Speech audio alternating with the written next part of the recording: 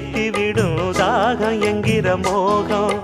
கோடியில ஒருத்தியம்மா கோலமயில் ராணி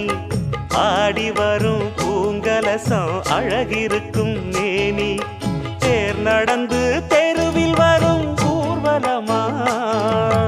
ஊருலகில் அவளை போல பேர் வருமா நல்ல பளிங்கு போல சிரிக்கும் மனச பறிக்கும் பவள விரிப்பு